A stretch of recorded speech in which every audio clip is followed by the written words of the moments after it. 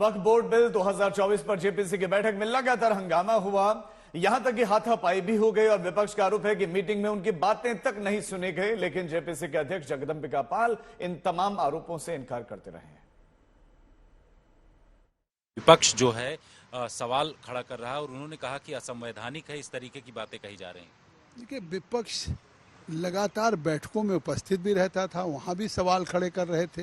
इसके बावजूद हमने 38 बैठकें की, 118 घंटे किया। विपक्ष देश के सभी राज्यों का जब हमने दौरा किया, चाहे महाराष्ट्र हो हमारा, चाहे तेलंगाना हो, गुजरात हो, कर्नाटका हो या तमिलनाडु हो, उड़ीसा, वेस्ट बंगाल, असम, बिहार, यूपी, सारे पूरे। सर एक मिनट सर, आपके मेंबर्स को तो बोलने दीजिए। विविधता में एकता भारत की विशेषता है सर। अलग अलग धर्म के लोगों को अपनी धार्मिक मान्यताओं के हिसाब से पूजा अर्चना उपासना करने की छूट है। आज आप वक्फ की संपत्तियों को कब्जा कर रहे हैं, कल गुरुद्वारा की करेंगे, फिर मंदिर की करेंगे, फिर चर्च की करेंगे। हिंदुस्तान में धार्मिक स्थलों की Shri Bhupendra Yadav, Shri Bhupendra sir, Shri Bhupendra Yadav, file here the minister, allow me to 1 second.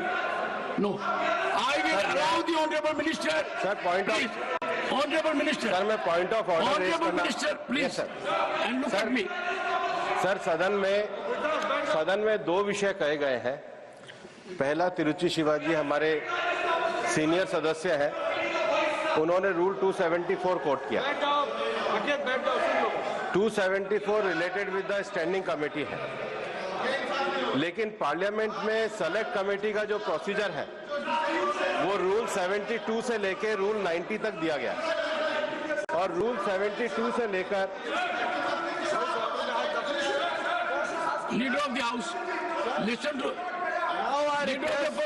Now I request the leader of opposition to ensure protection. He is speaking. Let everyone listen to him. Now I request the leader of opposition to ensure that the house is in order and the members of the opposition are on their place, and then the house should continue.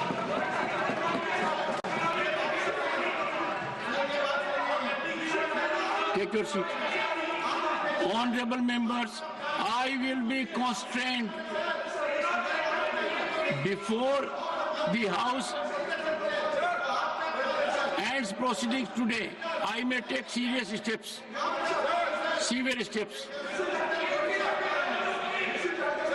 You would like to say something, Bhupendra ji? Go ahead.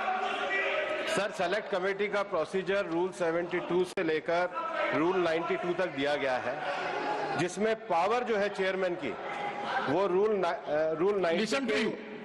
90 के rule 7 सब rule 1 में दिया गया है। क्या कर रही हो?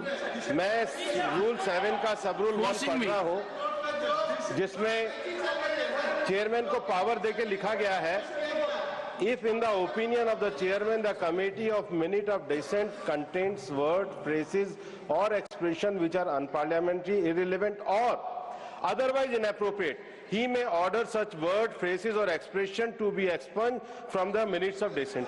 ये पावर तो रूल्स में दे रखी है और ये जो रूल्स की पावर है ये आपके समय के बने हुए। सर, जब रूल्स के अंदर पावर है उसके बाद जो रिपोर्ट है, रिपोर्ट पार्ट ऑफ हाउस है, जब रिपोर्ट यहाँ पर आए तो ये चर्चा कर सकते हैं, पर ये नहीं कह सकते कि जो पार्लियामेंट के चेयरमैन ने पावर का इस्तेमाल किया वो गलत तरीके से किया। वो जो रूल्स की पावर है, inappropriate, he may be anything, उनका अपना रीजन है, उनको हमने पावर दी है और इसलिए जो विपक्ष के द्वारा विषय उठाया जा रहा है ये पूरी तरीके से गलत है, तथ्यहीन है। रिपोर्ट को रूल के हिसाब से तैयार किया गया है। अब ये डिस्टर्बेंस करना चाहे तो वो इनकी मर्जी है। आज जब as per the listed business, the JPC report on Waqf Amendment Bill was to be placed on the table of the House. And some of the concerns raised by the opposition party, I have just checked it. There is no deletion, there is no removal of any part of the report. Everything is tabled on the floor of the House. On what basis you can raise this kind of issues? Don't mislead the House. Sir, I am very pained to say that the honorable members from opposition parties are making unnecessary issue by raising issue which is not fact. The allegation is false, sir. And as per the rule, the JPC had conducted the entire proceedings. There was no violation of any rules. All the members from the opposition parties participated in the proceedings of the JPC for last 6 months. Now finally, when the report is placed in the floor of the House, they are raising objection. In the appendix also, all the dissent notes are also attached. All the dissent notes of the opposition parties are also attached and placed on the record of the House. They can't mislead the House in this manner. This is very unfortunate, sir. Honorable members, one second. Take your seat. Honorable members,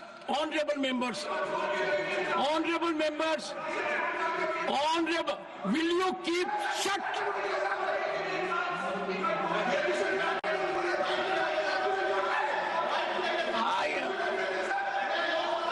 Honorable members, the Honorable Minister has, Leader of the Opposition, in categorical terms stated that no part of dissent or any input by a member has been deleted. The statements made in the House constitute an act of impropriety. When the minister has made categorical statement, if you think contrary, take recourse to rules. Such a categorical statement, no. A responsible minister, parliamentary affairs minister, has categorically referred in this House to the report. He is focused that no part of dissent, no part of input has been alleged, has been deleted, and therefore all that has been said according to the Honorable Minister is factually untenable. It is untruth. We cannot allow this House to set afloat untruths. No. The Minister is categorical, and I find there is an effort to make this House dysfunctional. The Minister has categorically asserted nothing else will go on record. Nothing else will go on record. Honorable Finance Minister. Sir, the Minister has said categorically, and then the clarification about the rules are very clear, but we are being misled in this House as though there's a wrong thing. The Minister, in your presence, is saying the truth, and they don't want to even look at. And here is a member who says, how does the Minister know? Isn't the Minister the member of this House? What is this kind of a misleading of the House? By honorable members who are supposed to be familiar with the rules. It's outrageous, sir. Sir, after the observations made by the Honorable Chair, there is nothing left to be clarified. However, the member, Mr. Abdullah, has just made a remark which Finance Minister also had responded appropriately. He says that how does the Minister know? Not only being the Parliamentary Affairs Minister, the Waqf Amendment Bill is related to ministry which I am handling, Ministry of Minority. And from the day one, every assistance is provided.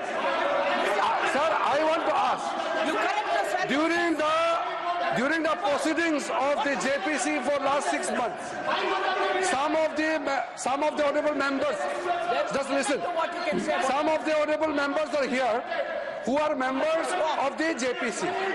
They can clarify from the Ministry of Minority Affairs, is there any lack of support, absence of support from the ministry?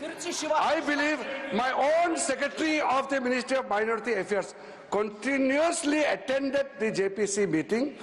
All the officers are supporting them, and the proceedings were as per rule. And finally, when the report is tabled, it would be the fittest of the things if honorable members read the report and then raise any issue at the time when the bill is reintroduced again by the government. Right now, JPC report has been tabled. What is there to make such a hue cry about this table, which is a procedure? It is a normal procedure. Most of them, those who are raising issues, are also members in JPC. They are discrediting their own efforts. Sanjay Singh ji, आप तो खुद member हैं, हाँ, तो खुद member है JPC में, अपना रिपोर्ट का विरोध कर रही है। कितना ये अफसोस की बात है sir. May I now allow 0 hour Shri Pramod Tiwari. Would you like to raise?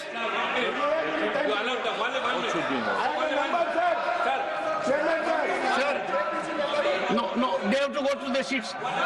No, they have to go to their seat. No, 1 second. No, first you go to your seat. First you go to your seat. Yes, please. Yes, Nasir. Yes. And secondly, they also go to their seats. Sir, sir, खड़गे जी, मेरा बैठे sir, आप बैठिए sir, पहले आप स्थान ग्रहण कीजिए,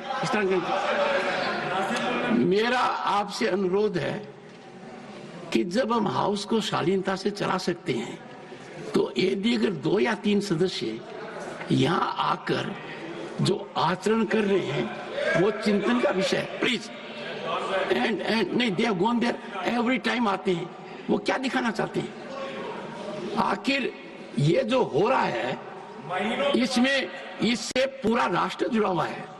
एक ऐसा मुद्दा है, अरे सुनिए, जिस आप बैठेंगे, ये एक ऐसा मुद्दा है जिस पर लोगों के मत होंगे, अनेक मत होंगे, अनेक विचारधाराएं होंगी, और ये सदन उन विचारधाराओं का संगम बनेगा। ये सदन अंत में जो निर्णय करेगा वो प्रजातांत्रिक व्यवस्था के हिसाब से होगा, वाद विवाद के हिसाब से होगा। मैं एक second, I will come to you Saket, I will come to you.